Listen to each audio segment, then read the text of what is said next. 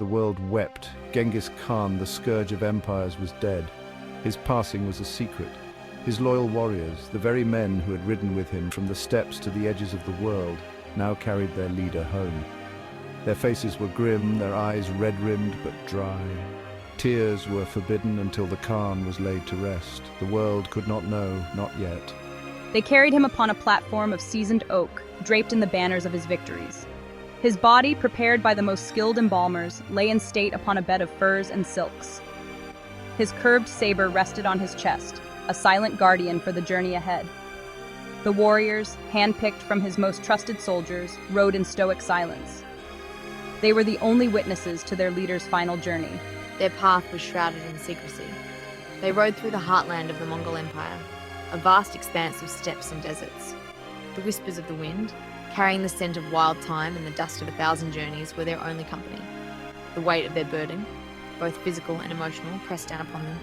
Their faces, weathered by countless campaigns, held a mixture of grief and grim determination. They were the keepers of a secret that could shatter the empire. The world believed their Khan to be invincible, a force of nature. To reveal his mortality would be to invite chaos. Their mission was not just to bury their Khan, but to preserve his legend.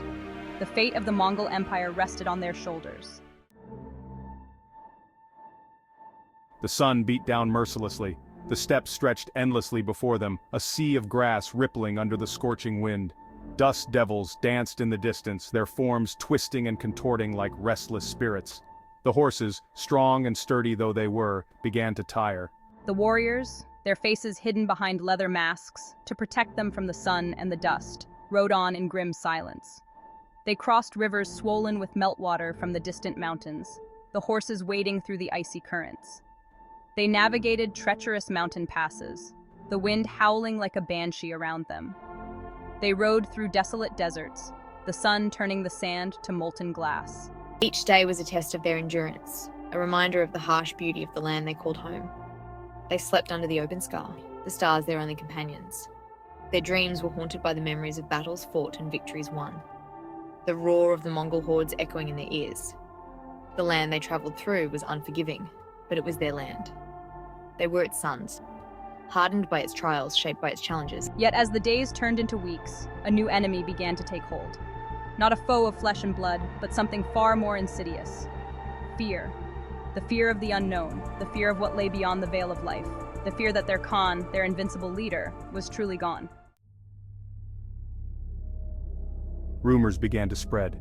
Whispers carried on the wind, tales spoken in hushed tones around flickering campfires. They spoke of the eternal sky, the realm where the Khan now resided. They spoke of his spirit, potent and vengeful, watching over them. They spoke of his power, flowing through the land, waiting to be claimed. At first, the warriors dismissed these whispers as the ramblings of tired men. But as the days turned into weeks, the stories grew more persistent, more detailed. They spoke of strange lights seen dancing across the night sky, of animals behaving erratically, of the very land itself seeming to tremble with a hidden power. One night, under a sky ablaze with stars, a warrior swore he saw the Khan's face etched in the moon. Another claimed to have heard his voice carried on the wind, urging them onward. These tales, born of fear and exhaustion, spread through the ranks like wildfire. The warriors, hardened veterans though they were, began to look at each other with suspicion in their eyes. The rumors of the Khan's power were a double-edged sword. On one hand, they provided a sense of comfort, a belief that their leader was still with them in spirit. On the other hand, they instilled a deep-seated fear, a sense that they were being watched, judged by an unseen presence. The line between grief and fear, between loyalty and paranoia, began to blur. And so, the whispers of the eternal sky continued to haunt their journey, casting long shadows over their path.